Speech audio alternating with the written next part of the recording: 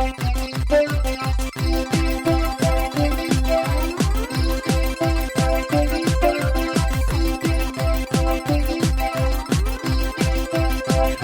right, so let's just get right into it, fellas, shall we? Yep. All right. We're here. All right, welcome to the Good Times of Killing Us podcast, y'all. My name is Dave, and I'm here with K-Town. K-Town! And Marquise. Yo. And this is the first official, actual episode, not a fucking pilot, real gang shit episode of the Good Times of Killing Us podcast. Am I allowed to say we're back because it's the first episode? Because I really like Well, Go ahead. yeah, we're back. We're back. All right. All right, so we got him. We decided to come out full swing. Today, we are talking about the wacky and wonderful world. No. Talking about the wild world. We're taking you down a deep, dark hole of just pure horror. Oh yeah, I mean, it's not all bad, but it's mostly pretty bad. So I mean, they know because they saw the name of the episode, but yeah, let's go. So you already know we're talking about furries. So furries are members of a vast subculture of people who are interested in anthropomorphic art involving animal characters. Aspects of the furry fandom may be as innocent as dressing like cartoon animals, a general interest in anthropomorphic animal art, or attending conventions devoted to subculture. But there's a darker side of the fandom consisting of sexual deviance with kinks that could be deemed disturbing or, in some cases, outright heinous. So basically, it's a bunch of fucking dorks that beat off the fucking cartoons. but they don't all beat off the. No, they all see? beat off the There's gonna be a lot. cartoons, There's gonna be a lot of, but they don't all do that. You know, there's a thing. There's a spectrum, and that was the one thing that I think when we were looking a lot of this stuff up that we found was that there's no one thing that makes you a furry. Define my furries. Like, they have multiple definitions for what a furry is. They have multiple avenues that they travel in. Like, some people are into this darker side, some people are just, and there's no like common union that they have, like, other than these conventions, but they're also disambiguated, like they're also all over the place, and there's no way I'm to, sure like, there's a lot of decent human beings that are in that community, but of course, like any community, the loudest screamers in the room are the ones that represent you, and they are totally represented by. I don't. How would you describe that side of the community? Payne? Well, we're gonna get into it. Let's save it. Let's take y'all down the wild rocky road. But yeah, absolutely right. You cannot pigeonhole a furry. No. Although a furry might pigeonhole you, baby. Yeah. So let's get. I should have saw that coming. So let's get Bazinga. Let's get one word. This is a word we need to get. Let's get it out. Anthropomorphic.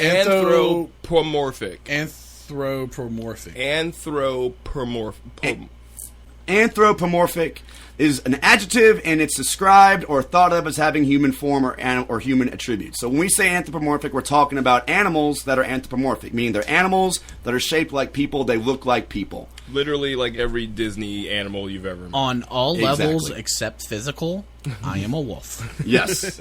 So before we get into the origins, the story, and the legacy, and everything that's going on in this wild and wacky world, let's give you the basic profile of the average furry. What is your average furry? Like, what kind of person are we talking about? We're talking about the vast majority are between 15 and 29 years old, meaning like about 3/4, but a good quarter of them are just teenagers, and nearly half of furries live at home with their parents. No shit, Sherlock. Young. You're talking about young boys. A lot of them are young, and some of them are they're students, whatever. This one might come as a surprise. 4 and 5 are white. Shocker. Mm-hmm. So we don't even need to put that in here. Yeah, we just erase that. You come to that conclusion. You can cut that out. Yeah. It is a mostly male-dominated subculture. Only a quarter of them are female. And a good amount of them are, they identify as trans, non-binary, gender fluid, all that type of stuff. But the younger the furry, the more likely they are to be girls. So girls drop out way quicker than the guys do. But the LGBTQ community is fully represented. Oh, yeah. In the furry community. So they're pretty open. Yeah, I respect that. Mm-hmm. They don't give a shit. That's about it. Yeah, that's all I respect. Absolutely. These honey badgers don't give a shit, bro. Homosexuality and bisexuality are, way more prevalent in the furry community than in regular society, which, cool, awesome. Sick. But furries, maybe this is maybe connected to that. Furries were vastly more likely to be bullied as kids. That's one thing my research just found. So they were bullied before they became furries, and probably didn't get much better after that. But so it's a rough road. I mean, honestly, imagine it's not. That's a rough road. You're gonna get bullied. I mean. And I mean, there's a lot of factors. I mean, the gay factor. Many of them were big fans of anime, RPG games, and science fiction. So they're weebs, they're nerds. They're the kids in your lunchroom that walked around with tails in high school. Yeah, that's literally who they were. And then they grew up and bought full-on fursuits. When we were in high school, we used to call these types of kids those kids because they weren't quite. You couldn't call them nerds or geeks, and we didn't really want to hate on them, but they were just. Those kids. They're the kids that would scratch each other's back and all that type of shit. You guys know what the fuck we're talking about. Yeah, that's a big thing, y'all. Well, we've talked about that a lot before recording this, is we know these people. We've all met these kids. We've all met these people. This guy's bagging your groceries. He's picking you up in an Uber. And he's sniffing your groceries when he gives it to you. He's going in the backseat and sniffing your... Making those weird off-collar comments that you just kind of brush off. You're like, hey, he's a little bit... He gets way too excited about that wolf t-shirt at Walmart. Absolutely. So nearly half of furries are students. So the half of them are students. And the second highest occupation, if you can count being a student as an occupation, is that of a technician or IT worker. Okay. So, they're nerds, and a lot of them are nerds that are functioning well. In fact, most of them are high school educated, and a lot of them have a post-high school education, with actually 10% of the furry community having some postgraduate education or even advanced degree. In fact, a lot of the stats that we're going to be talking about today are from an entire website called Fur Science, which was founded by actual furry doctorate degrees. Fucking furry doctors and fucking psychologists and such. They're just... It seems like there's a good portion of them. They're smart people, man. They're not fucking stupid people. They're working IT jobs. Some of them have really good careers, but a lot of them are younger. But every Thursday, they're pulling out that fursuit out the closet, dusting off that fucking fox suit. And we got a fox getting ready suit. to cut a rug. Getting ready to yiff, baby. Yes, sir. So let's get into where this all began. Like so many other subcultures and cultural movements, this whole thing was brewing underneath the surface of our society for a long time. It all started out with Disney cartoons, and we're going at the beginning of the 20th century.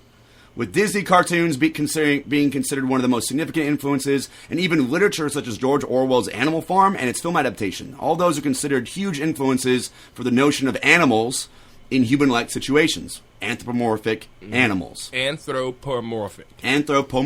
So people are seeing in these early days, they're seeing Disney movies and maybe reading Animal Farm and stuff, and most people are like, "Oh, that was sick." They weren't. That was a nice movie. They probably weren't quite getting boners yet, but they were definitely getting some weird fuzzies. It was tickling. Yeah, it was something tickling. was tickling. It was tickling an itch. It was scratching an itch for something slightly other than what the general population was getting from these movies and books and stuff. Yeah, Minnie Mouse came out in that polka dot dress, boy. And somebody, they weren't getting full on boners, but something was tickling down there. Something was going on. It was piquing interest. And the creepy thing is, and I don't want to say it's creepy because not all of them. It's not all about sex. That's where you went. But even today, Disney movies are still the biggest influence for furries. Most furries get into it because I watched Disney movies as a kid, and just something clicked. So a lot of them grew up watching that type of stuff, and even still today, most furries don't get into it just because of the sex right away. It's because of anthropomorphic animal art. It's Disney cartoons. It's whatever else have you. I mean, think about the cartoons we watched when we were kids that had these types of characters. Yeah, and so it does start as a fandom. I never dressed up as Charizard though. that wouldn't be too bad though. I'm not saying I would do that. Let me check. But that'd be more badass than other things. But everything starts to kind of twist around the 1960s. We got Nam. We got who was the fucking hippies. Goddamn. We got hippies, and shit starts popping off. So one of the biggest influences. Free love. Yeah, we're talking about real free love with Robert Crumb's Fritz the Cat in his 1965 comic and the infamous X-rated film adaptation by Ralph Bakshi in 1971. Those were trailblazers in the portrayal of cartoon animals in hypersexual situations that elevated the proto fandom from being just a child's interest to being something more niche and alluring to adult funny animal art. So this stepped it up another level. This was like more than just like, oh yeah, I think fucking Mickey Mouse looks fucking, kind of thick. This is like real, like, okay, now these animals are fucking and getting drunk. Was cocaine and out back then? For sure. Oh, yeah. Cocaine So, was like like, a huge thing. Someone literally walked into a room at like some fucking studio, fucking gorked out on coke. Like, dude, I got this. There's this fucking comic I read, dude. And it's gonna be a cat. There's fucking cats, fucking dude. Dude, we gotta fucking make a movie. And we Who gotta signed off on We gotta put that cat dick in there, bud. Who was like, hell yeah? Who came into that room and was like, hell yeah, dude, pass that blow, and we'll make this shit. Yeah, have y'all seen Fritz the Cat, the movie? I feel like I've seen pieces of it like when I was younger, but like I remember it being like, yeah. I think it's on Amazon Prime. I might have to go home and watch it after this. I'm just gonna bring up a screenshot real quick, and we're gonna let the audience kind of know. Oh, is this internet? Fuck this internet. Oh, God bless Wi-Fi. We'll just move on. So we've got Fritz. Fritz was just like a major a move as far as like anthropomorphic characters like really getting mature now, getting adult, and there's an audience for it. Literally doing the dirty. There's a scene very early on in the movie where Fritz the Cat goes to his bathroom and just fucks two cats with full on just cat tits and everything. Like, I mean, like human tits on cats. You mean like hot? Oh yeah, baby, yeah, baby. Oh yeah.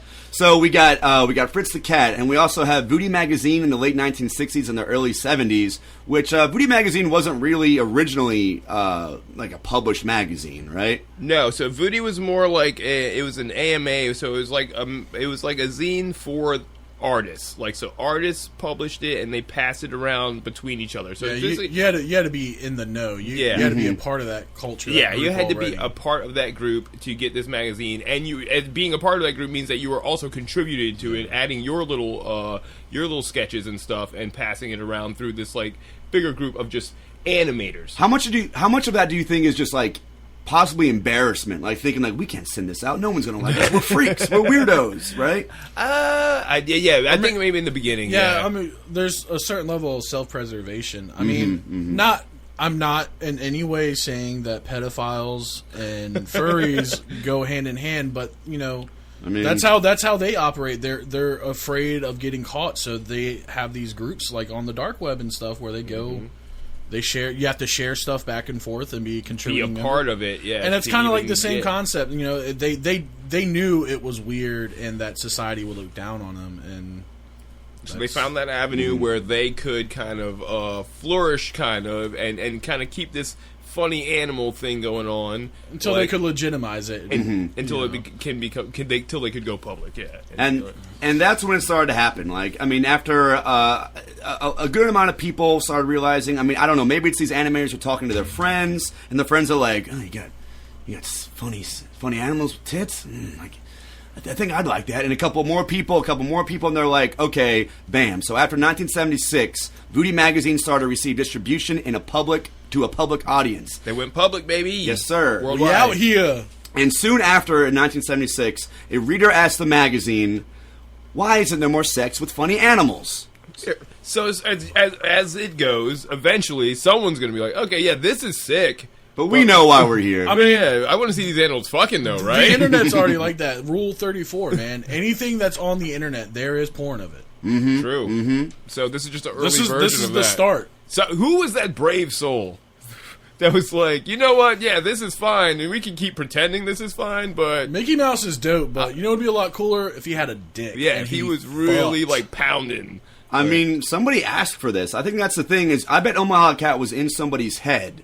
It was in somebody's head. Oh, let's get to it. I skipped ahead. So after somebody asked, why is there no more sex with the funny animals, Booty started publishing the cartoon Omaha the Cat, a soap opera about a feline stripper and her boyfriend Chuck. They took it right there for him. They were like, oh, really? This is acceptable? Well, cool. I got this whole concept about a stripper cat. I've been just fucking waiting. It was there. to get the green light on the books, waiting to drop, baby. I've got issues of this shit. Yes, you don't gotta tell me twice. You want a stripper cat and Chuck. And her boyfriend Chuck, no problem. Sounds like his stepdad's name or some shit. yeah. Chuck was definitely someone in his life, like some aggressor in this dude's life. So in 1980, by this time, all these people that are doing these comics are watching these movies. They started kind of running into each other at various like comic book conventions. So like sci-fi conventions and such. Just, cons for the broader culture there. Sci-fi, fantasy, comic book conventions. These kind of people are all kind of, because of course they're into those things too and such. So like that's a thread that's flowed through the furry community for a long time, even to this day. Like when I was in a furry Facebook group, one of them was just like, yeah, they're weebs. They're weebs. They're Disney fans. The same shit they were pretty much back then, minus as much the weeb stuff. Although, we'll get to what is this weeb? Yeah, you gotta. That's K-Town. That's K-Town. We got some normies listening, I'm sure. So K-Town, why don't you tell the audience? We got some normies in the building. Just like your average just dorky dude that wears like dragon silk shirts and watches anime. Gotcha. Just you want to be like that. Whoa. Whoa. They coming for your boys. We're right taking now. a plane break for a second, guys. Plane break. Yeah, it's just your average just nerd that goes full into it. A lot of people can like. I enjoy anime and weird shit, but like I don't go full into it. I'm not. You talking about like one of the dudes with the like button-up Goku shirt? Yeah. I'm not wearing the Naruto band to the mall, bro. Okay, gotcha. A weeb's like that one step up from a nerd. Like you're going full force into it, and you're just it's every you're aspect just of leaning, your life. leaning fully into that. I gotcha. I'm not saying it's become a lot more mainstream. I think weebs For are pretty big now. I mean, there's definitely degrees to it. I guess 10 years ago I would be considered a weeb. I watch a lot of anime and like weird like comic book shit and stuff like that. It is getting more mainstream, but nerd culture is mainstream. Yeah, it's nerd culture is not nerd culture anymore. No. It's mainstream now, baby. We're nerds. We got Look at us. 40-year-old white women fighting on Facebook about fucking Game of Thrones. Y'all fucking nerds, bro. We're nerds. Look at us. We're cooped up in a garage right now with fucking talking mics about and furries. shit. Yeah. Screens to the hilt. Talking about furries right now. That's right. No, you're a nerd, man. So all these nerds started meeting up at these conventions. They're running into each other, and they start talking about these anthropomorphic characters. They're comparing and exchanging drawings, each other's notebooks. They're like, "Hey, well, that's a nice drawing you got there. Let me see." And then just drew a fucking big ass penis on it. Rat dick. It'd be a lot better if I had a penis on it. rat dick was probably a thing. Yeah, Dumbo would have been really cool with a cock for a trunk. Yeah, keep it real. This is like the late 80s or early. Wait. This is the early 80s. Now? Yeah, so they're probably saying cock. Oh yeah, yeah, cock. So what's going on is they're all meeting up, and we don't know exactly when it's all like the years, but it's just basically between about 1980 and 1983, and they start becoming friends. And after the conventions, they're going to surrounding hotels. They're watching bootleg movies with anthropomorphic animal art. Yeah, they're having little hotel parties with furry friends. So they're not furries. They're yet. not even furries yet. Nope, These are just fucking. They're funny animal fans. Funny animal fans. So these funny animal fans are gearing up, linking up after the convention, or The funniest thing I know is rat dick. I'm sorry, Mark. I'm sorry, rat cock. Rat cack. Rat cock. Fucking, they're probably joking about rat cocks. They're hanging out in the room watching bootleg movies and shit, and just kind of having that smaller fucking nerdverse, outside of the conventions and shit. And by this point, we don't really know. I mean, there's probably a little bit of dirtiness. I mean, what do y'all think at this point? Where there's is it just they were fucking, bro. They were fucking. It's hard to say, man. It's hard to say, dude. It's hard to say in the beginning. I mean, think about it. Like, in the beginning, it's really just whatever it is. Like, oh, we're hanging out at the hotel. Yeah, there's a bunch of dudes hanging around the hotel getting drunk and high. If someone starts fucking in the back corner, who are we to say stop? Yeah. They were fucking, bro. But then word spreads, and then, a couple hotel parties later, these people don't even care. You just come in here and fuck. You don't even, have to watch these videos. Yeah. They're cool with it. Because they're probably weebs and just on it sort of. And you got to figure that at that time, everyone was fucking everything. Like hippies were. This is the 80s. Okay. That is true. No, exactly. Yeah. No, I'm validating what you're saying. Everybody's fucking with cocaine. Yeah, everybody's doing coke and fucking. You're going to a bathroom at a club and catching fucking syphilis. Yeah. So, by about 1983, members of what was considered by many the first official furry electronic bulletin board, which is basically like an internet forum, or for maybe our really younger readers, like Reddit, basically. It's an internet bulletin board, which in 1983 is insane. That shows how big of nerds these people were. They were they were tapped in. They basically had the internet early. Yeah, 1983. I didn't know that shit was even on because everyone else was just out fucking doing cool shit. This was like cocaine. some fucking true. CIA, like fucking like back room, like fucking like spy shit. No, yeah, this was not normal to have like a computer and be connected on a network with other people. Like at this point, like not regular everyday shit in the These early were all 80s. Russian spies. We're in the parents' basement. We're not. I don't even know if library. I mean, what do you think? Libraries had computers back then. I don't mean to look at you, Mark. There was probably. Yeah, Mark's our resident 40-year-old. This is not about to become a thing. This is not going to be a thing. But I don't think so. No. I mean, every 80s movie, they showed like some rich white kid with a computer. So maybe it was a little bit more. It was becoming than like that, a trendy but thing. I don't know, like that. It blows my mind that they had like this access like that early. That's crazy. Man. Well, they're doing the same thing people do with the internet, and what is that? They're talking on the internet, and they start talking about meeting up in real life, and that's where we get the Prancing Skilltail, a private residence in Orange County, California, owned by the heavy hitter himself. Hit him. Mark Merlino. Bam, bam, bam. Okay, I don't have my phone hooked up, but yeah, he's a heavy hitter. He's one of the dudes. Like, he's the god furry. He's the Pablo Escobar of furries. Yes, okay. Pretty much, man. Pretty much. And he's like still. He got the motherfucking compound, baby. He's got the compounds. He's got the Prancing Skilltail. And by the way, this is like one of the first like furry fucking. This is houses. the first. This is the first, and it's still around today. They're still getting down. Yeah, they still fucking out the Skilltail, baby. So real quick, a Skilltail is a weasel species that Merlino would write into his little stories in RPG games. And the Prancing Skilltail was a place for furries, or at this time, again, as they were called, fans of funny animals who Ratcock boys. They would hashtag Ratcock boys. So they would gather around their common interest in funny anthropomorphic characters, and this is considered the first furry commune, and it's still a furry commune to this day. So Mark Merlino and his crew hosted the first unofficial funny animal party at WesternCon, a sci-fi fantasy convention in Sacramento, California, soon after. So they're like, okay, we're all going to meet up at this spot. If you didn't come to my house, we're going to Sacramento. It's literally, on. they probably did meet up at his house first. A lot of them, but yeah. So Mark Merlino is really like with the shit. He's encouraging this shit. He's rounding people up. He's the one who was hosting a lot of those hotel parties. Yeah. Like it was his room that these people were coming to and watching these bootleg videos and stuff, watching these Ratcock movies and stuff, and hanging out. And then opens up his house to just like. Whoever, like, hey man, if you guys want to come to this convention, you can stay at my house. He's just that dude. One might say he was a shepherd of his flock. Could you imagine being? He was like Jesus at WesternCon, and like you're just like a Star Wars Trekkie. Like you're like, man, yeah, I get bullied at school. I'm already a nerd, and then these fucking alphas walk in. Well, that's what starts happening. And you're like, what the fuck? Is they're having these? They have an official furry party at WesternCon the next year. They start passing out flyers, and then they start going to Baycon, which is just another fucking convention. They're having these mini meetups at other conventions, basically. And by this time at Baycon, this is when apparently they started to really receive hostility from non-furry attendees. So this is like a little bit before 1987, in kind of the mid '80s. There's some dude dressed up as Spock screaming, "Get the fuck out, furry fucks!" You're not logical. People are just they're not blending well with the rest of the sci-fi fantasy community at these other conventions. They're kind of sticking out, and people are trying to disassociate. They're trying to kick them out.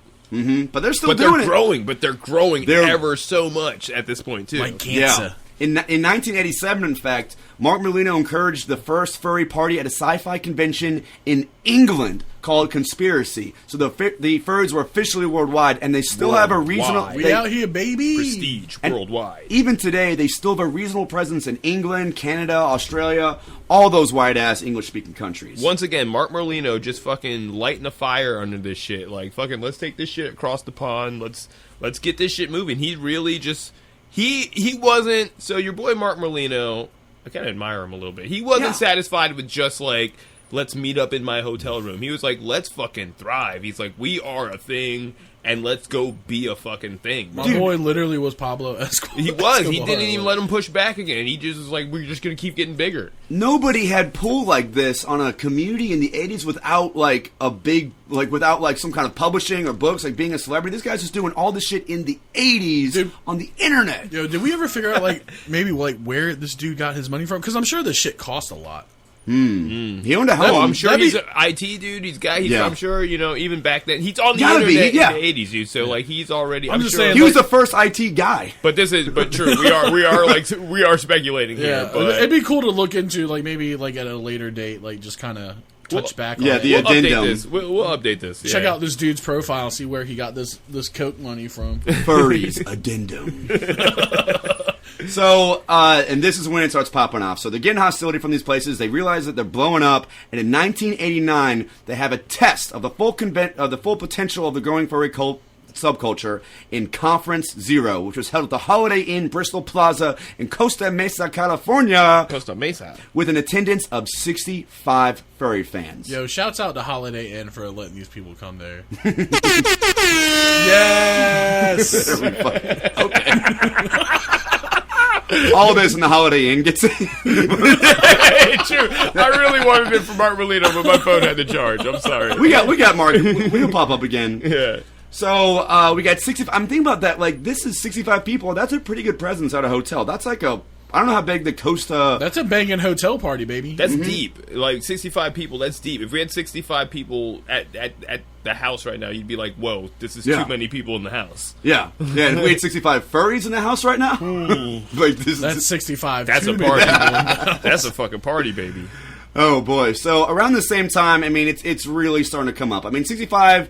It seems like a lot, it kind of seems like a little, but at the same time, it's really grown. So there's a couple other things going on. So we've got furtherance amongst other new fanzines that are like pretty short-lived, but they're these little fanzines that are coming out devoted to furry literature and art that are just getting minor distribution and furtherance. In fact, that was in Philadelphia, so that's across the entire fucking country. We got it in England, we got it in Philly. Who knows where else? And this whole time, of course, there's still an abundance of comics and various TV shows who are actively and probably inadvertently contributing to the whole furry fandom. Howard the Duck, dude. There's that whole scene where like the duck chick has like full-blown fucking duck titties. Dude, that's the thing. That's something I've been thinking about. Is like there are people that are like that are on the furry spectrum that have been George Lucas. Yeah, dude, yeah. Wait, why do you say George He did Howard the Duck. That was his. Oh shit. Okay. Yeah. Dude, look at the fucking aliens and some of that shit. The big blue titty aliens and shit like that. Oh yeah, the Twi'leks. Yeah. Oh yeah. Hashtag your boy's a Star Wars nerd. Oh, and also shout out to Meet the Feebles. Around this time, we've got a movie called Meet the Feebles that came out in 1990. That was from Peter fucking Jackson, the guy that directed Lord of the Rings and The Hobbit and King Kong and all that.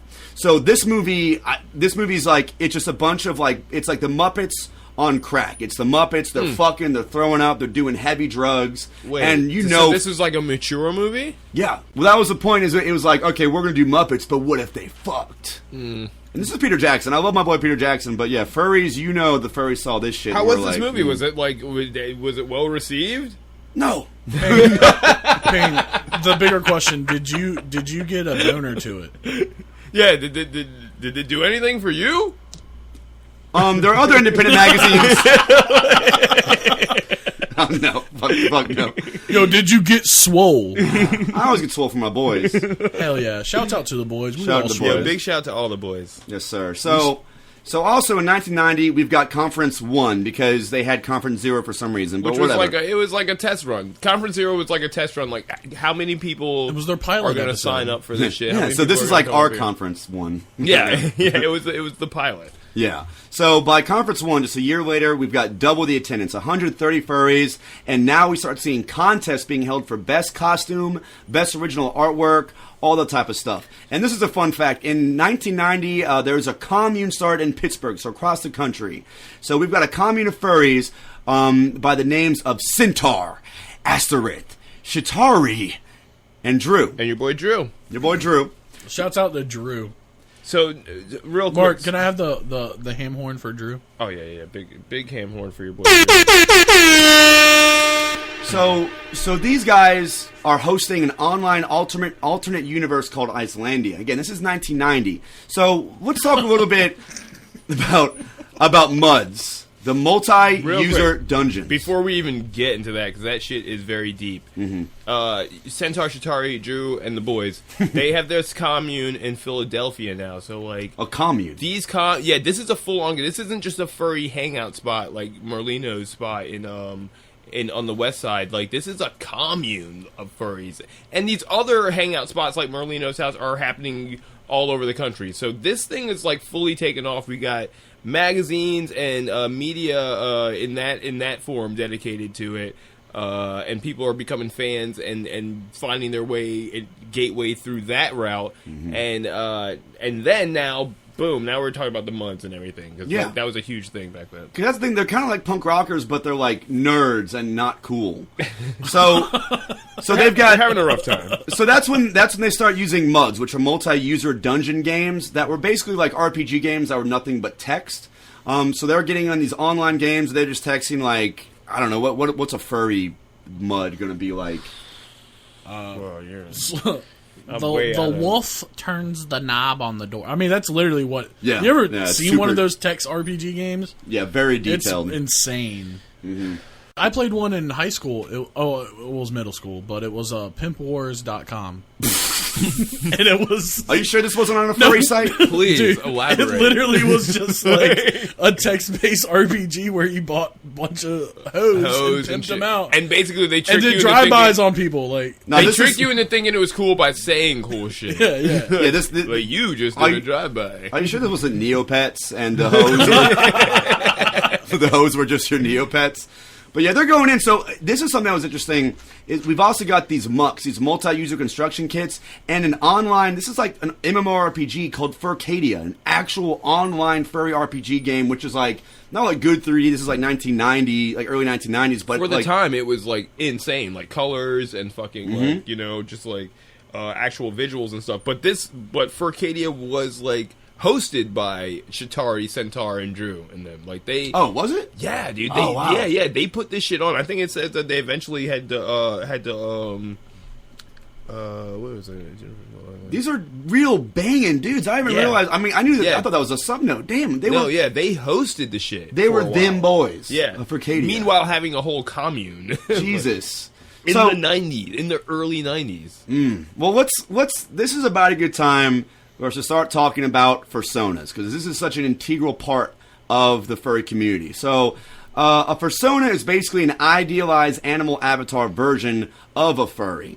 So, a couple of the most popular species of personas are wolves, foxes, dogs, big cats, and dragons. You know them cats are big, baby. Wolf being like, I mean, a fox being like number one, right? Fox is like the big one. I think I feel like wolves are. Oh, is it wolves? They're number one. Yeah, because everyone's a lone wolf. Really? Right? I feel like Lone everyone wolf would want to fighting be like against a the nice. fucking wolf. Everyone wants to be a nice True. little sly fox. Like, hey man, cheeky and fucking with quips and stuff. You know, foxes. No, man, you're stuck in your mom's attic playing these games. You're a lone You're wolf. a badass fucking lone wolf. Exactly why you jump into this persona and be something different. Exactly. You know? Exactly. So, I mean, so again, these are just, they're like their versions. And they were playing these out in these RPG games, and we're not entirely sure when they started, but at least by 1993, the term fursuit was coined for actual full-blown animal suits worn by furries at conventions and meetups, etc. And now it's time to get money. Mm-hmm. Like, all your mascot boys are fucking gonna start raking in money now. Like, everyone who made mascots for your fucking high school team and got the, like, government high school rate for a now, like, people are willing to pay big money. $4,500 You know? for Yeah. a fucking fursuit. A high-quality one is about $45,000. One guy, there's reports of someone spending as much as $25,000. Yeah, it's No lie, fucking though. joke. These suits are nothing to shake a stick at, though. I'm No, thoroughly no. impressed with a lot of the suits that I've seen. Like, Yeah, they they have like fucking cock access and shit. Not all of them. let that little rat cock out, boy. Gotta get that rat cock, baby. Well, apparently a lot of the people that make these. By the way, a couple shout outs to a couple companies in case you want to get one. We've got Mixed Candy, Don't Hug Cacti, One for All, and Made for you. So a lot of Loving it. a lot of these places apparently won't actually make them with the cock holes because they just feel weird about it. And not to mention, like, you got this really legit suit you want to wear to a convention, now you've just got a dick hole in it. Bro, I'm sure there's some kind of fucking... Yeah, but how are you supposed to get zucked off in the bathroom at the convention without the cock hole? That's a good question. I'm sure there's Very some kind of important. loophole around that, because, like, you still need a piss hole, right? Yeah, Like, yeah. you So- still Yeah. gotta- Yeah, how's my boy peeing? Yeah. Oh, we're going to get into that later about how they're peeing. Okay. Yeah, table that for now. Okay, so one thing to mention is that these fursuits, while you could almost like see them as being similar to cosplayers, they're based on furries' personas, not specific fictional characters, right? So, but another thing is, a lot of people that do know furries, they think that, like, when you think of furries, you think they're all in the fursuits, but really, as little as 15% of furries actually own a fursuit. The most would like to, because Yeah, this shit's expensive. Yeah. Who's got money? Like you said, a lot of these are kids living in their fucking parents' house and shit. Yeah. They're probably totally fine to just live in the culture for now and throw on some fucking bunny ears and a goddamn skunk tail and just go to the fucking function for now. And we'll get that fursuit when I'm getting grown man IT money. yeah, You they're know, getting tails, ears, paws, and all that kind of shit, right? Just accessorizing for now, just keeping it kind of simple, you know. They're ordering the $30 mics off of Wish. Yeah, you know, yeah. they're just doing the Wish. They're doing the Wish fucking basic plan right now. Wish, Shout out to Wish. by Wish the way. Shouts fucking out to works, Wish. by the way. Big shout out to Wish. But yeah, and then a lot of these people in some of the videos I watch, a lot of these people ain't wearing shit. They're like the trick-or-treaters with no costume. Yeah, some of them actually had badges, which I thought was interesting. Oh yeah, They had- with they had- their persona on the badge, and like even like if they weren't in their suit, you can kind of like Yeah, because you're at a convention, man. You want to show. You're there for fucking 3 days. You're running around. You're damn that. Hashtag cracking one with the boys. cracking a cold one. Yeah, You know, and- you don't want to be in a sweaty suit all day. You know, you want to go get food. You want to drink. You want probably to put it holler on- at some hotties. And like we said, there's different levels. This is a spectrum. So there's some people who like are fucking like, yeah, sick. I want to come to the function. I want to rock my fursuit at the fucking height of whatever Do you the think- function is, and then I'm gonna get back to throw that shit back in my closet bag or Do in you the think hotel room. the and people chill. in the suits are like the fucking alphas? Like they're the It's they're just the different chads at levels the of it. they're the chads at the convention. Like you show up to the convention and like, oh that dude's in a suit and he's just like pushing you out. Get out the way, pussy! Yeah, I'm fully. I'm fully fucking Yo, suited. My rig is fully torqued, bro. I got the whole suit. Like, I mean, alphas in the furry context, they're not saying "get out the way, pussy." They're like, "Hey, what's up?" They're doing that's all what- this. That's what I'm saying, though. goofy So shit there's with their some people, arms there's and everything. different levels of it. So some people are just there, maybe wear the suit for a few hours or for one specific day, and they're just really there to chill and hang out with their backpack. Yeah. And some people are there as fucking Wolfie, fucking what's his name? Yeah, but And, we'll we'll get the there. whole- Wolfie's Okay. pulling in the bitches. Oh, though. we're almost there. We're almost there. But let's let's talk about some positive stuff because we're about to get pretty dark pretty soon. But one thing is apparently for a lot of furries, that's been a big help for them. A lot of times, what will happen is they take on a persona. They'll wear whether it be a suit or tails or whatever, and they'll feel that they can be more open. They feel like they're being less judged, and sometimes their actual personality ends up being more like it because they're being validated. It's like, oh, I can be all woo, all weird and everything, and people are like, hey, that's cool because we're furries and we're accepting, and they become more open. It's helping people out with depression. There's that one woman in that Vice documentary who said that she used to be a cutter, and she said when she started doing fursuits, she never did it again. So there's a positive side to all that. That's a sweet way to look at it. Yeah. It's like anything, man. Some people find it as a fucking, positive outlet to channel something good into and, and even escape from some shitty shit.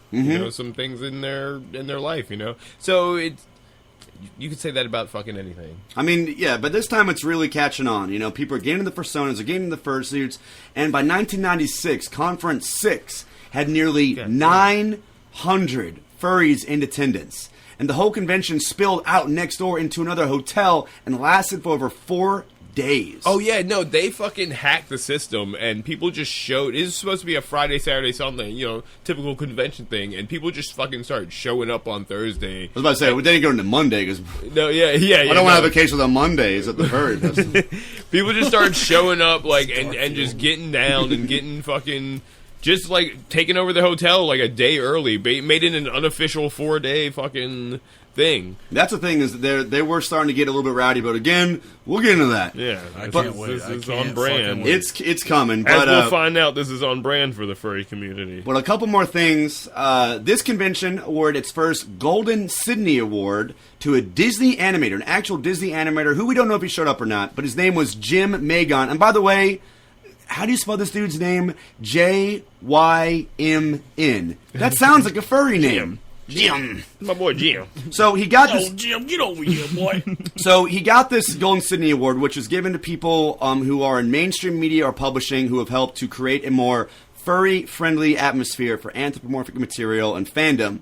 And just to kind of route off some of his works, he'd worked on Disney projects such as Tailspin, and this might get some of y'all, especially with what we're going for soon. He was a major animator on a Goofy movie. Oh, good. Which, I mean, y'all, Goofy movie, I mean, I haven't seen there was like a crush thing going on there. I mean, Yeah, like, that one girl, I guess, is bad. If No, I you're was right, a no. furry, like she would be bad. Yeah, Like, that's the idea they're pushing. Is like Yeah. this is the bad Yeah. dog. Mm-hmm. What the fuck is Goofy, dude? What is Goofy? So all he a right, dog? all right. Is We he don't a want to dog? get in. We don't want to get into this in this episode, but okay, I mean, I don't know. I think this might actually be the perfect. When else are we going to get into Goofy? okay. Here it is. the Israel episode. Facts. Facts. Goofy is a dog. Okay, that's what I thought. So if you've heard that Goofy is a cow, and you've read that Goofy is a cow, you've been misled. I thought my friend. the dude he like fights with like is a cow. What's his the name? big dude. Bruno. I think it's Bruno. Whatever. That doesn't seem right. Irrelevant. It's so there's a lot of talk on the internet of Goofy being a cow because there was like this like kind of a troll article that went around years ago Doesn't about he have- Goofy being a cow and being officially. But it's not true. Goofy's always been a dog. His girlfriend or whoever is a cow. Like I don't know. her Really? name. Yeah. Yeah, we could ask Joe Beers. Joe Beers is the resident Disney. Yeah, we should say we should have had him on this, but he would have just been. been like, dude, what the fuck? The whole time. Alright, so, but y'all, it's popping. We got your boy, Jim. We got the conferences. This shit is blowing up, and they realize they need a much bigger venue for future conferences. However, when you get more people, you get more problems. With the growing scene came heated clashes between furries who had different ideas about the ideology of the furry fandom. But in 1997, furries themselves started to fight back against the extremism and depravity that was becoming all the more prevalent at these various furry meetups. So we've been talking about that. Yeah, at Hashtag these make furries great again. At these conferences, these dudes are just fucking wilding out, bro. They're fucking just having like wide open like sex like in the lobby and shit apparently, and just fucking what was that one thing that dude said when he wrote that letter to Mark Merlino? That in passion, he sounded like he was trying to fucking found a country. That shit. Some of the best, he was like, "We will not stand for this affliction of the I was furry." taking some people to my room for some business, Which he's just talking about fucking himself. yeah, Probably. basically. Yeah, but no, he was fucking the right way in the room. No, you're right, yeah. You know, he was keeping it fucking, you know. But no, he said that like his friend like leaned in the back and there was literally semen like come like in the elevator. And, Yeah, like, dude. You can't, that gives you a real bad rap. I mean, it's getting bad. So, it's a little weird that they knew it was cum like off the rip. alright, y'all. So, I mean, if I would hope and pray it'd be anything. I would So- somebody spilled a Danish. Someone screens some fucking sauce over this wall. God damn it! So let's get into it, because I mean, if you knew anything about furries, and we've pretty much already kind of talked about it, but let's start talking about furries and sex. So, a sizable amount of furries consider sexual attraction a major element of their fandom, but a lot of them say it's not the main factor. However, both men and women in the furry community overwhelmingly, like 95% men, 80% women, admit to watching furry pornography. Like, that's their shit. It's a big part of it. And real quick, actually, Mark and I did a little bit of deep dive research, and I gotta say, No one's proud of this series. we're not proud of it. But what I will say is, you should be proud. The damn animators of some of this furry porn, dude. That one what we watched, like these dudes. I'm wondering, like, are these people like doing like real animation, and this is just kind of like their side hustle, or are they just spending all of this talent? Because there's some the furry art, like fuck the content, but it's good. This is a good question. So is is someone getting paid to make this, or they just absolutely. do it? Fucking literally. Yeah. Okay. So Money is the root of all Bro, evil. this is a huge community. 95%. I mean, like most of the community's watching this shit. There's an audience. Well, some people are just doing this for the love of my bad. Some people are just doing this for the love of the game. I'm guessing. Yeah. Oh yeah. I'm sure. But I mean, it's well, let's spend too much time on that. Can I just take a second and I just want to thank Mark and Payne. I've you're been welcome. the resident fucking furry. Go on. You're gonna need to. Sage, I guess, and you know, I've for years have been making them watch weird fucking shit that I find in my deep dark treks on the internet, Dude. and it's just it brings a little tear to my eye to see how deep they went into this shit. Your boys put in the work. Your boys did the time. I feel like they're on my level now, and it just really brings it to me. So, I mean, most people in the community consider like the community, their friendships, and the art to be the biggest reason for their continued interest in the community. And this is one thing a lot of people consider being a furry a fetish, which it is, but most people in the furry community don't see it as a fetish first. And a lot of them don't see it as a fetish at all. But let's go over a couple quick terms. So one thing, and I don't know about you guys, I remember seeing kids doing this in high school, is scritching. Scritching is a furry term for scratching another furry's back like an animal. So you go behind someone and you're like, You're scratching it, and then the other person curves their head back and just... Sometimes, yeah, in some cases. Just fully, just go into it, just lean into it. Which, It's you know, real weird. it's weird, but, you know, it's sweet. You know, I mean, like, literally, like, in the girl... I mean, sweet isn't like, oh, sweet. I don't mean, like, sweet. Yeah, you I mean, don't I've been letting you guys put. This is where I put my foot down. You guys trying to show from both sides that, you know, maybe there's some acceptable people. There's nothing sweet about. It's sweet, bro. No, I think it's fine. no. I didn't say it's sweet. No, it's not sweet. It's fucking weird. It's just, Okay. it's just love, doggy. No. No, you want to talk about love? I think, Kate, you dropped this earlier, but this is a big one. Yiffing. Yiffing? Hell yes, baby. This is the core of it. Yiffing is when you have sex in a furry costume. Although it's really not as common as most people think. It can get the messy. Yiff me, daddy. It's sweaty. It's a lot. It's very cumbersome by what they've said. It's not the most comfortable thing. What we've watched. Oh yeah. But if you feel like yiffing, you might refer to yourself as being yiffy, which means to be furry horny.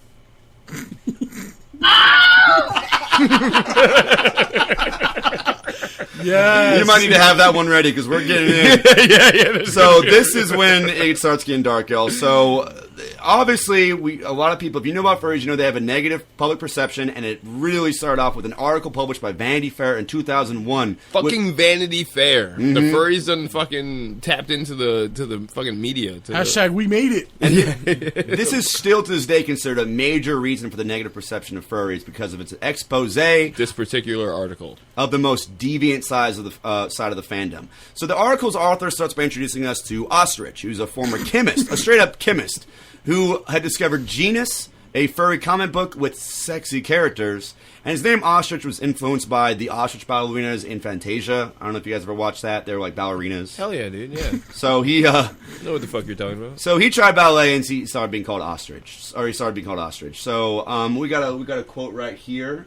Ostrich once said, I don't like the human form. I never really have. It does not please me. The body, just the flesh, the general design. I just don't like it. So that's there we go. That's a real furry right there. Not the best example, but probably a relevant example. But this is where your boy I doesn't like rat cock, baby. your boy doesn't like the human form, you know? Yeah. It's fine. but it gets so now we're gonna meet a heavy hitter. This is like the fucking Sauron of this shit. Fox Wolfie Galen. Yes. So Fox Wolfie Galen, another guy that the article's author interviewed and spoke to. This guy, Fox Wolfie, he got into the furry community by an interest in high school sports mascots, like a sexual attraction. And I knew that was a thing in this, like, because mascots, like the fursuits that you see are basically just someone's mask. Yeah. It's like a mascot that someone just made up in their head So, in fact, to fit their mind. Fox once said, If a mascot walked into a room surrounded by naked women, I'd be thinking about the mascot. this is what's called a furvert. in the furry community. When is that? What? When does Furbert, like, so specifically amongst everything that there is with furries, a Furbert specifically is somebody who's sexually attracted to mascots. Hell yeah.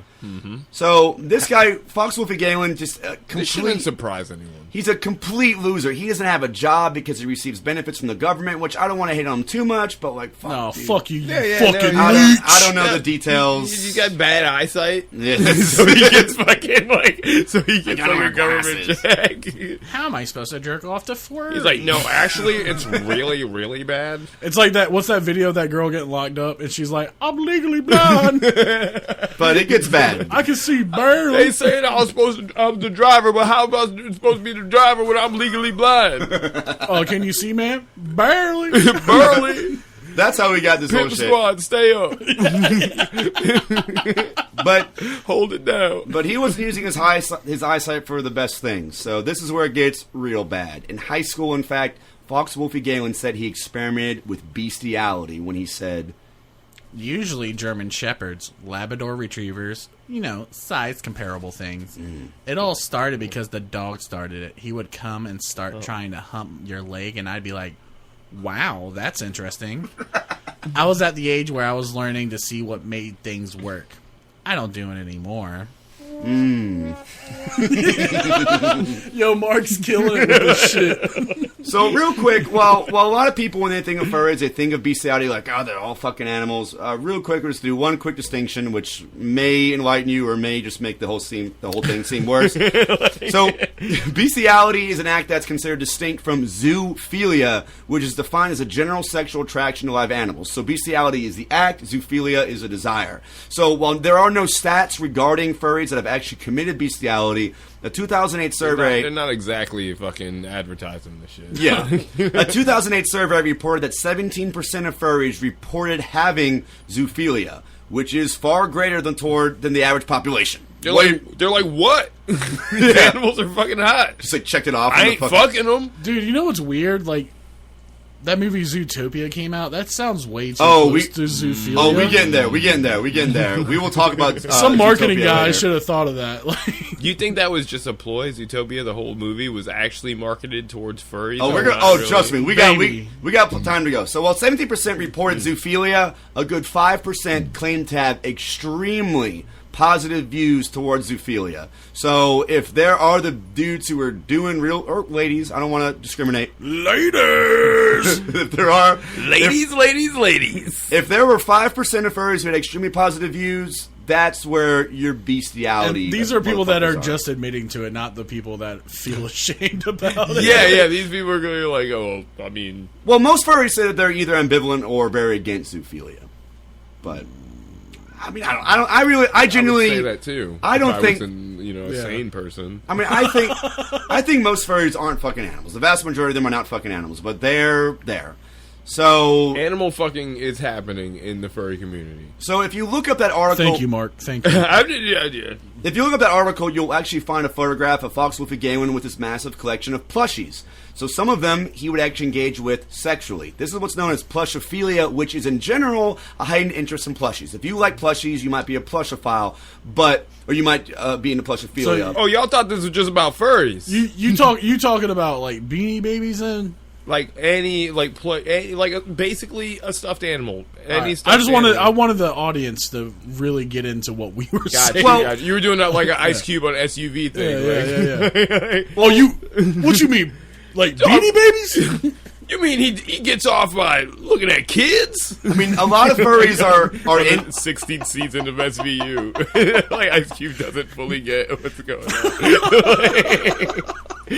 Well, a lot of Ice-T, I'm sorry. A lot of furries are really. A lot of furries are into plushies, but a good amount of them actually feel a sexual attraction to plushies that they use for arousal, which may even have a fantasy element, or get this, an animalistic, spiritual element.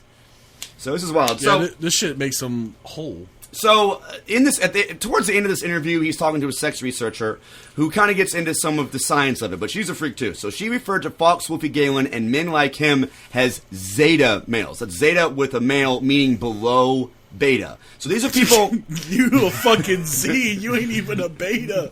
So these are people that fucking... Your Zeta boys. God damn. They're also known as paraphiliacs. They're people that kind of seek intimacy and relationships outside of conventional human relationships. Which, when I say that, it doesn't... They're fucking animals. They're fucking plushies, y'all. They have trouble, like, having relationships with regular So people. they have these are like the Japanese body pillows before the body pillows came out. But with animals. I don't know. I don't know. The body pillows with like the anime girls on them. What? You ain't never Mark. Do you get online? Like, what the fuck? All right, that's another episode. That's for another app. But after mentioning several other sexual and pornographic kinks, most notably the extremely deviant crush porn, which I don't know if you guys know about that. Crush porn is basically... It's basically when like a girl with like a high-heeled shoe crushes a small animal, and dudes beat their fucking dicks to that shit. And it was a thing. It actually had to be outlawed in, I think, 2008. It took a while, if I have my dates correct. Someone had to say this is illegal. Wow. Yeah. Great job, Congress. The good times are killing us. Yeah. So the good times are really fucking killing. But this sex researcher, she's also a freak. So she admits that she used to masturbate to the idea of her being Little Red Riding Hood being eaten alive by wolves, and she actually experimented with yiffing, which proves that a lot of people who do this kind of furry shit are just doing it as a fetish, but they're not actually like furries. They're just like, yeah, I'll be a fucking... I'll fucking fuck around and put an animal suit on and get fucked real quick just to see because I'm fucking a freak.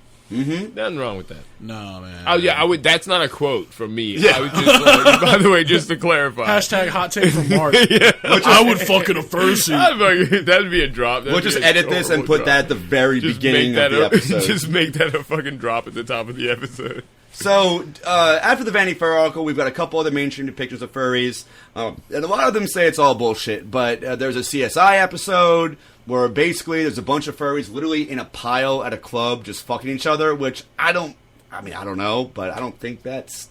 It's probably happened. It's probably not how it goes down. It's CSI. That's a Hollywood version of how it goes down. We've got an Entourage episode, or Remain Duty. I'll watch that. What's the main guy who's always like this? He's real cool. No, I never watched Entourage. I don't know, but the dude that was a furry was Turtle. Well, at one point, the cool guy, he was like, furries are people too, and all the people need to get laid. Everybody needs to fuck. So he's keeping it real, and he actually doesn't hate them. But still, everyone else is like, this is fucking weird. But basically, in addition to the negative media portrayal and coverage, the fursuits are generally, or the fursuits are generally criticized because they seem appealing to children. So in general, like even from an outside look, even if you never look at it, even if you never expose these articles or any of that shit, these are like Disney World mascots, and people are kind of like weirded out. They're like, okay, this looks like some child shit. It's a slippery slope. Your 8-year-old's on YouTube, and he thinks he's clicking on a video with cute wolves, and then the next thing you know, it's some fucking grown 40-year-old talking about the yiffing he had last night. Yeah, and in fact, there's even a group called the Baby Furs, who are like a small subsect of the community that infantilizes furry art and even role plays furries as kids. No. Yeah, that's fucking sketch. I don't care. Well, what's strange, according to the furry wiki at least, it said that well, a lot of people. What's it really called, Payne? It's called the Fur Wiki. Fur Wiki. Okay, Yeah. I thought it had a more catchy name. So, well, automatically your brain's going to go to pedophilia. Apparently, this is a branch from a larger group of fetishes known as ABDL, Adult Baby Diaper Lover, and these people are apparently distinguished from being pedophiles in the psychological community. Apparently, some of them are great with kids.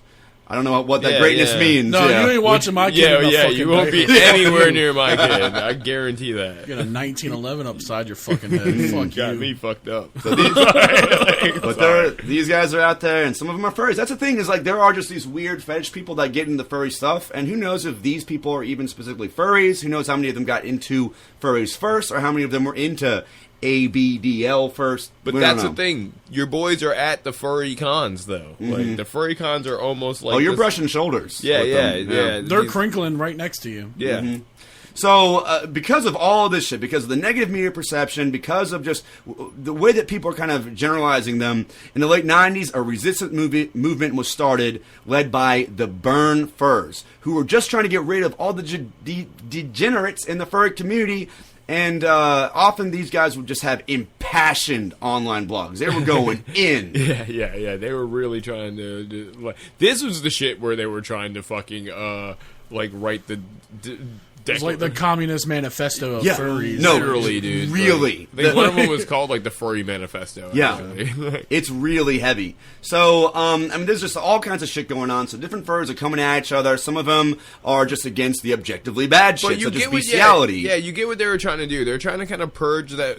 Hey, we're just out here having fun. You guys are being fucking freaks. Yeah, you guys are being on some other shit, and you know. Well, the other side of it, what ruined this whole attempt at stopping all this stuff was that some of these motherfuckers were a little bit homophobic. They were saying because a lot of the furry community, like we said earlier, is gay and was gay and has always been gay.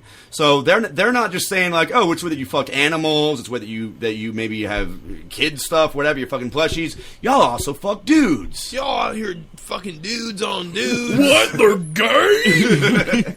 And back then, I mean, you gotta think, I mean, this is like the late 90s. This is when people are still thinking like, oh, if you're gay, you must be a pedophile, all that type of dumb shit. You can't join the military. Yeah. Don't ask, don't tell. Yeah, that's literally what it was. So while the burn furs may have left their mark, these criticisms of homophobia and just smugness, people are saying like, oh, you think you're better than us, they eventually were phased out. And around this time, like a little bit into the early 2000s, the last conference was held. But national furry conventions are being held everywhere, and every furry convention across the country, across the world. Yeah, conference isn't like the main boy anymore. There's little boys all over the country at this point. But that's the thing, where it divides, we also have an increased division of ideologies. All these different furry conventions have different ideas, different rules and regulations of what is normal. As fractured as they were, they're becoming more and more fractured, especially now, like, we're getting into the late 90s, the rise of the internet and shit. We're in the 2000s now, baby. Yeah, people are coming into the furry. People are coming into the furry fandom from all different avenues now. Like the zines are falling off now, and like it's more just like furry art online and shit. And these fucking this is where my expertise comes into this play. is where K-Town falls. Yeah, in. This is my your dark boys rabbit actually hole. fall. So we're talking about the controversies, we're talking about the history, but let's get a little bit modern. There's a lot that's been going around about the alt-right furries, but it's important to mention real quick that the vast majority of furries are either liberal, like about half of them are liberal, and most of them are pretty just kind of, they're not really into politics. There's a good 10% of them that claim to be conservative.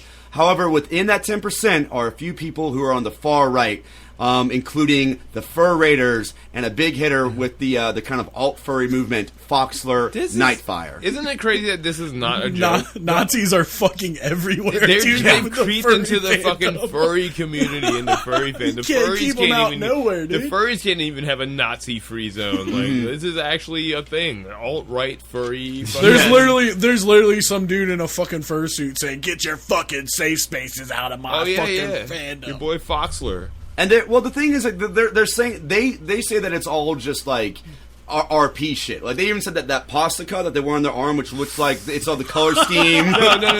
Shout out to the pastica. Get into the pastica real quick. Okay, so actually, originally the pastica apparently came from a group called the Nazi Furs, who were just a bunch of gay, trans, liberal furries, apparently, who were just into World War II.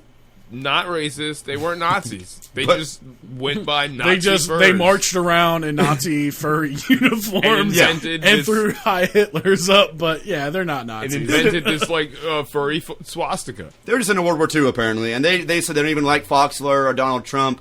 But even I've got a good quote from the unnamed author of an erotica called The Furred Reich. Is that it? How do you say it? Yeah, Furred Reich. Furred Reich.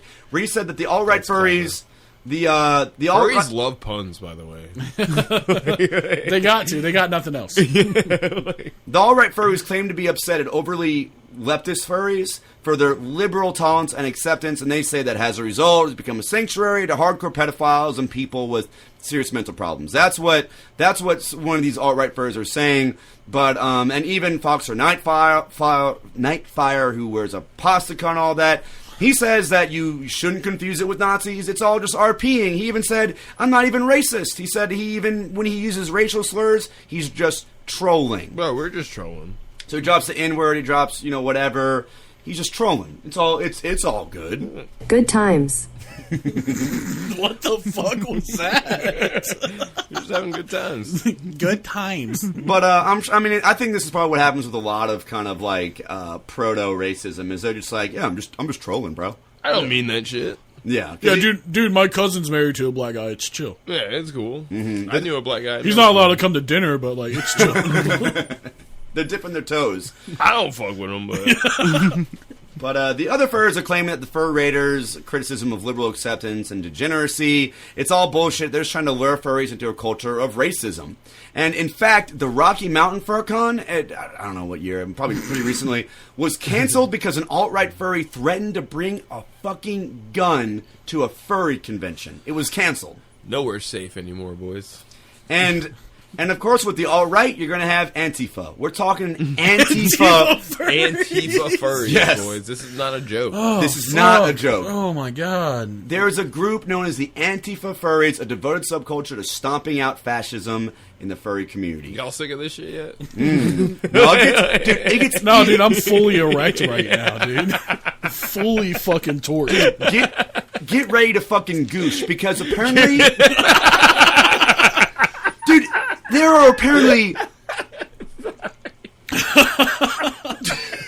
Dude, there are Russian operatives posing as alt-right furries on Tumblr. To get people riled up, yeah.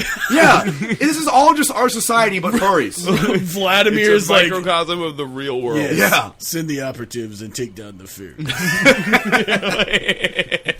I don't know how much I believe all that shit, but there's a whole lot. I fucking believe it. You think so? Do you think? Yeah, there's some subdivision of some fucking KGB shit Jesus. devoted to Why taking would down you the not- furry fandom. Why would you not believe it at this point? Like, you know, we've got the furry fucking alt-right, we got the furry Antifa, and, Nah, you're right. and everything in between. Like, like It's a natural progression. But so let's talk about some of them on. So this is more kind of K-Town. This is more kind of your stuff. Yeah, so we got baby.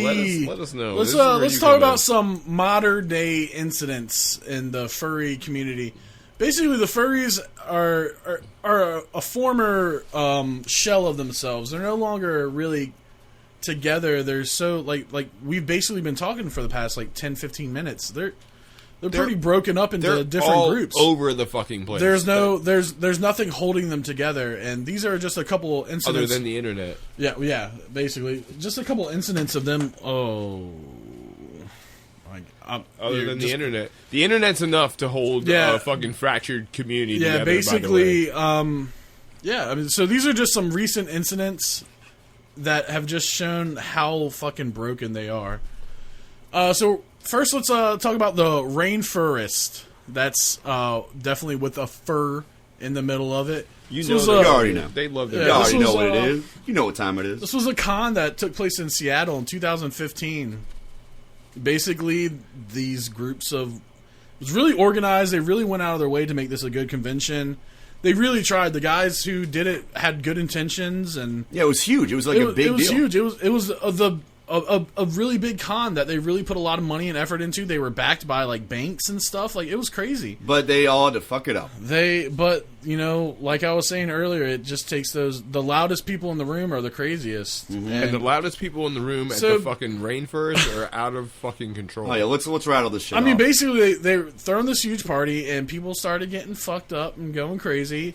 Literally, someone purposely went into the bathrooms and loosened bolts on the back of the fucking toilets, so that when people flushed them, it would flood the bathroom. Yeah, it was going down to the internet servers in the basement. Yeah, they literally fucking fried out all the internet servers, Fucked up the servers. destroyed the whole fucking server room. This Real- is day one. There was fucking dudes day one. Dudes rolling up towels and throwing them into the pool pump, caught the pool pump on fire and blew the fucking pump up.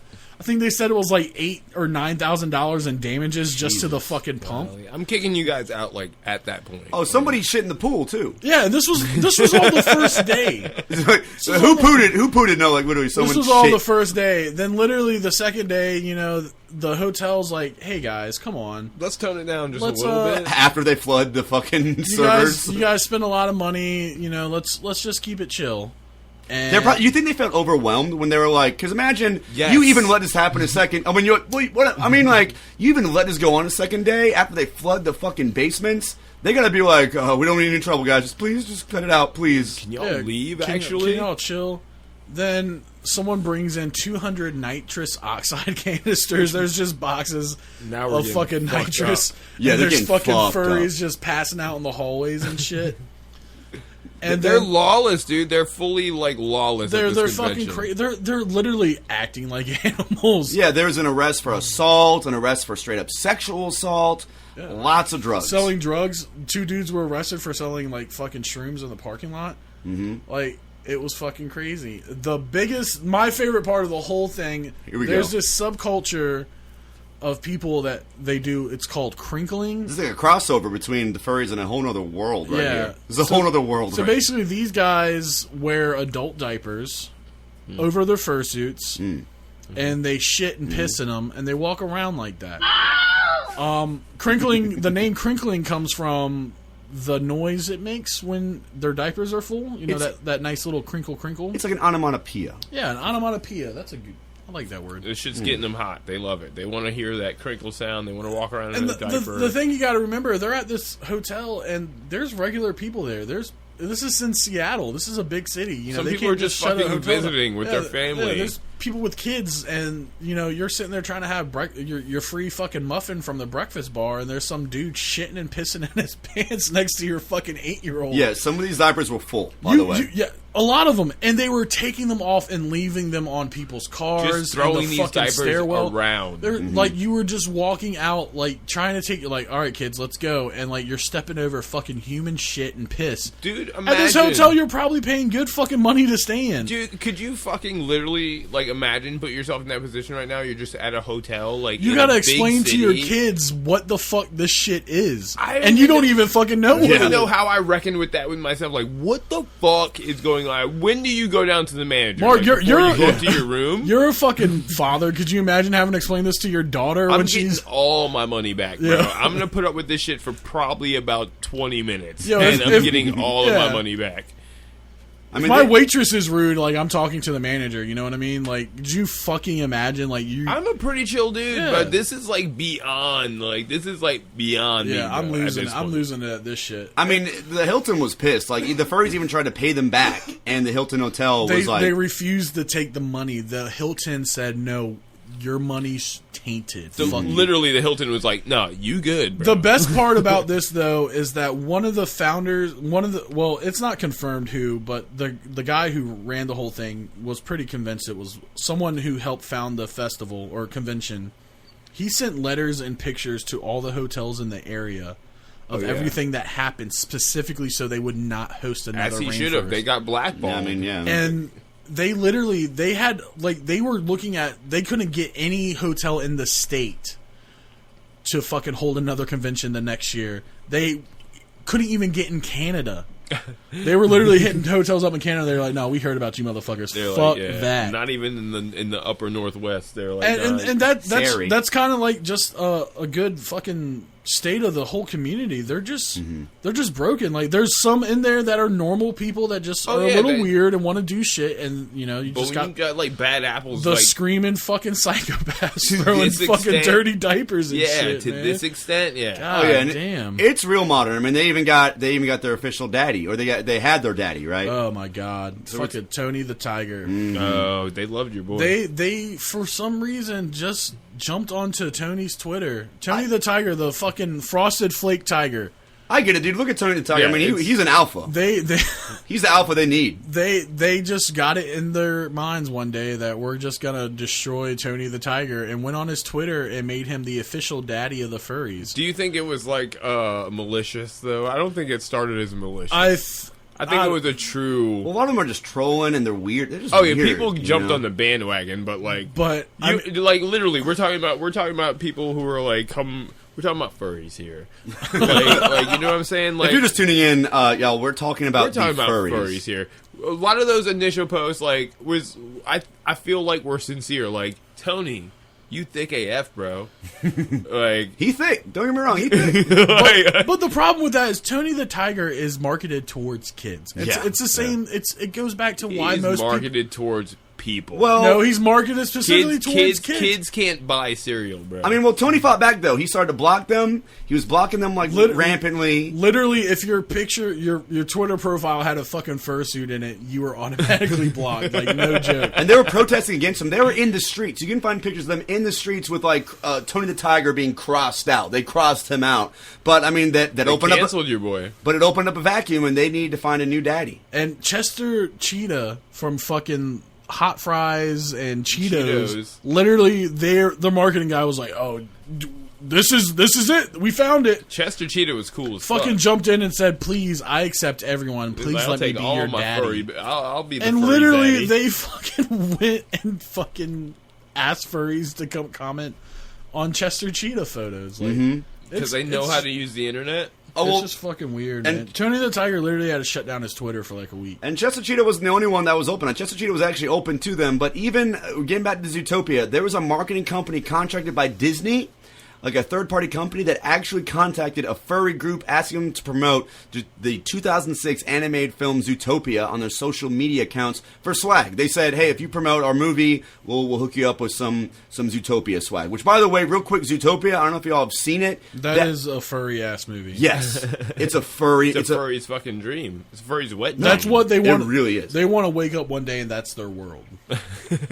Like, straight up. That's what they want. All right, guys. So, we've been talking a lot about the good, the bad, and the ugly of the furries, but I actually have a friend named Sparky. I found him on the Sounds Like an Elaborate Excuse to Be a Furry But Okay group. So I'm gonna step out real quick. I'm gonna get him to come in. I gotta take a piss real quick. So we're gonna have a little bit of an interview with him. So K-Town, you want to run this thing? I'm gonna go grab him real quick. Let me just get on up.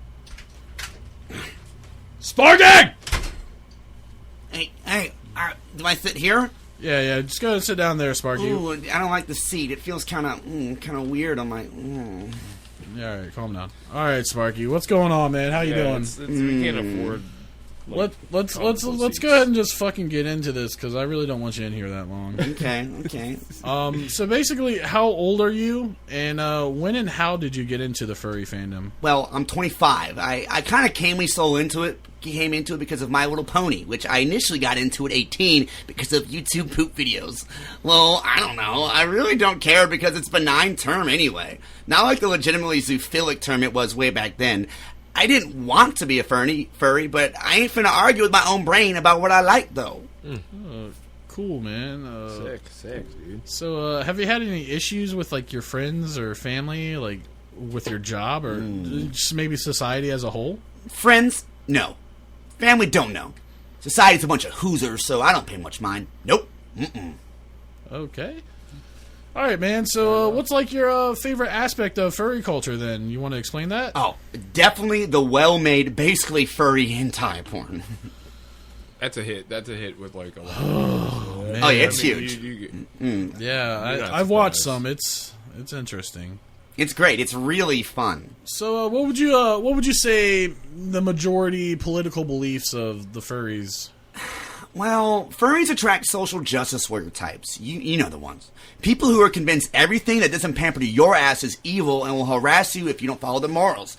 Never mind how there's so many people who claim to be non-binary or some shit. Fuck those people.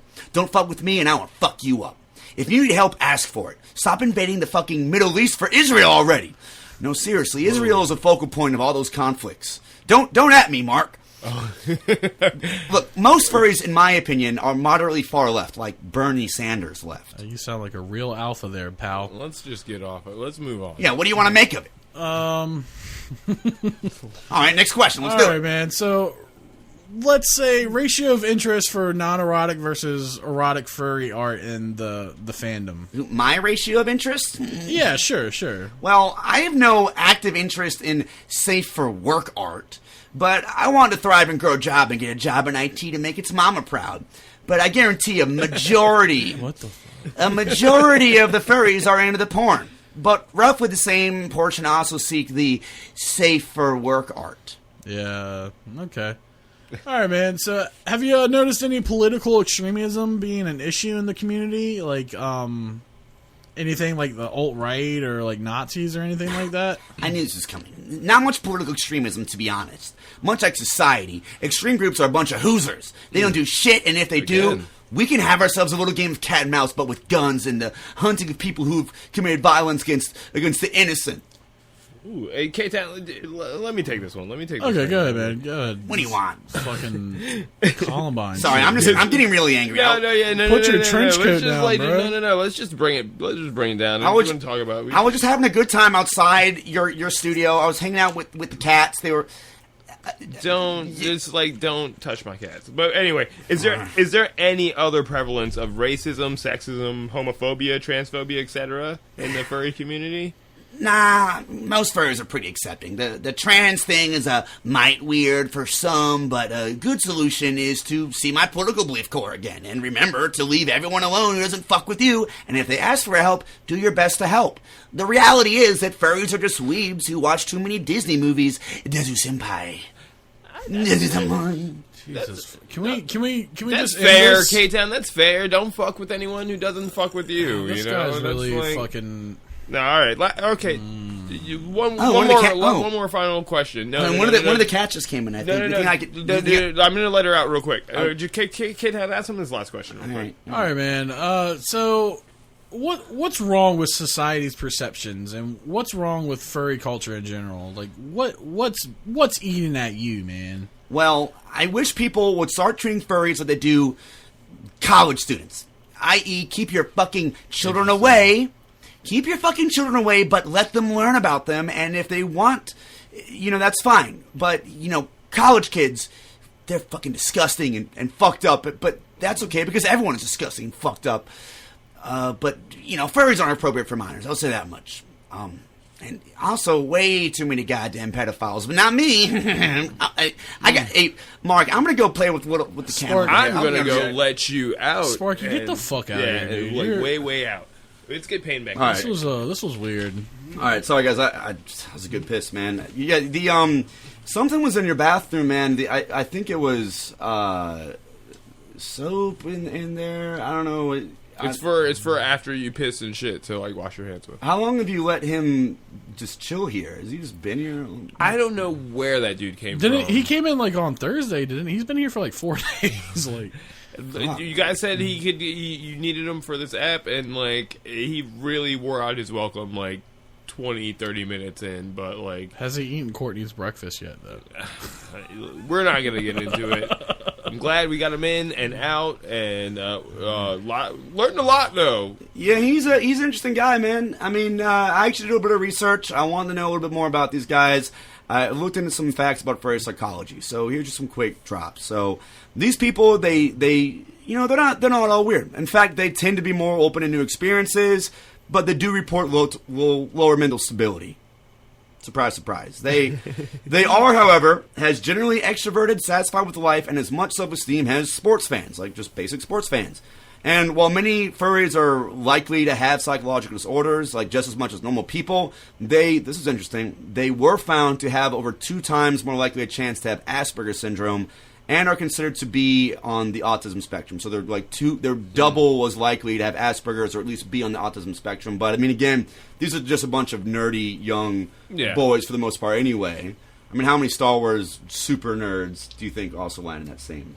And not to say anything bad about people that have Asperger's or autism. Whoa! I see what you're saying. A lot of them are really fun, great people. They just have a big interest, right? So let's get to it, y'all. This is the Good Times with Conas podcast. So we want to make this a segment. This is the first episode. We're kind of closing out, but we want to have a segment at the end of every episode where we talk about, like, is this a good thing or a bad thing? So are the furries good times killing us as a society, a culture, planet, what? Ben, let's start with you. Let's start with you, Ben. I mean, honestly, I learned a lot from this. I learned that kind of stereotype of furries as being a bunch of weird sexual perverts and deviants, like, that is there. That is totally there. It's a thing. It's a thing, but it's not all of them. And I would say, like, the big question I think of is, like, how would I feel if, like, say, I had a friend or a kid that got into furrydom? I would say I would say, please don't. What I would say, but I wouldn't, depending on where they're going with it, I'm not going to, like, hate them. I don't think they're all a group of people that need to be hated. honestly, I think the good times are killing them for the most part. Because if you're a furry, you're just going to have a rough time in life. But at the same time, it's helped out some of them. Some of them, it's actually been a very positive thing. Yeah, I mean, I think I'm kind of with Payne for the most part on this. Like, you know, yeah, I don't think for them it's gonna last too much longer. I mean, yeah, no, the fandom will last. No, I don't mean that. I just mean like, but they're so splintered in like their culture that like, and it's only getting worse. So there's always going to be people who enjoy it for just the more basic surface level elements of it, just like being furry fans and wanting to dress up and, you know, whatever. But it's like this other darker side that is connected to it. It's always going to creep in, and it's always going to leave a stain. And so, like, literally and figuratively, yeah. I really need to wash my hands, guys. You know, and so I'm just like, if, like you said, if I had a friend or a family member, like, you know, that's great, I'm glad for you, but, you know, I'm just not. It's, you know, I don't know. I don't know, man. I don't hate them. For the record, I do not hate furries at all, but I'm just like, I hate a person. These good times aren't helping us. Let me. Yeah. All right, K-Town, you're the real quick. K-Town's the one who I found out about furries through. K-Town's a big reason. Yeah, he's the sensei of all this shit. Yeah, he's like kind of like the original guy who the idea of doing this podcast came from him. Like this is all, and you've had your thoughts on furries for a while. So long before this. Yes. So I'm the complete opposite of you guys. The good times are definitely fucking killing us. Damn. I've been watching these videos for like fucking 10 years, man, and just reading this shit. And I know you got statistics and everything, but you got your stats in your books. You got your stats about these people and everything, but I'm gonna let you finish. I'm gonna tell you right now, 100% of everything that's prevalent online, these people are fucking just psychopaths, dude. They're shitting. That's a hard one, man. I don't know, but that's a big generalization. I don't know. But their online presence, everything about their online presence, everything that's out there for mainstream and anyone to look into it without doing a deep dive like we did. No, yeah, you're right. Yeah. It's 100% just fucking psychopath. You're not gonna find dudes anything shitting good. and pissing in diapers, throwing it, fucking in bushes at hotels, and it's just crazy. Making these cringy fucking videos online, like. These are like grown people like that are never going to contribute to society in a main way. Dude, like, IT. Yeah, a small majority, man. I'm telling you. I don't know, man. This is definitely not a good look for anything as humanity. Like, these people aren't gonna like grow up and change anything. They're cool. They're doing IT. My IT guy at work fucking sucks. Like, he's an asshole and everyone hates him. Dude, they're changing all type of shit. They don't change. He's probably really smart, but Jesus fucking Christ, he's greasy and everyone hates him. And that's exactly how I feel about the fucking furry community, dude. It's a tough. That's a hot take. That's a hot take. Hey, look, I get. You know what I'll say? After a week and some change of doing this research and finally recording this fucking episode, like I'm an apologist for the furries. I'm a sympathizer. Furries, I don't hate you. If you fuck animals, then I hate you no matter who you are, no matter what subculture you belong to. True that. Fuck you. I wouldn't say I hate the animals. furries, but I definitely think they're not. They're killing us. What I will say about the furries is I'm sorry, but I'm very ready to move on and get out of your world because I've been in this shit. We've all been deep in this shit for a week, and y'all can have y'all's word, but we are fucking out. Yeah, we're so over all this furry shit. It's time to put it down, guys. Time to take a shower. So that's it, y'all. Thank you so much for listening to the very first proper episode. This is your boy David, K-Town, and Mark. And the good times are always fucking killing us. We're dead.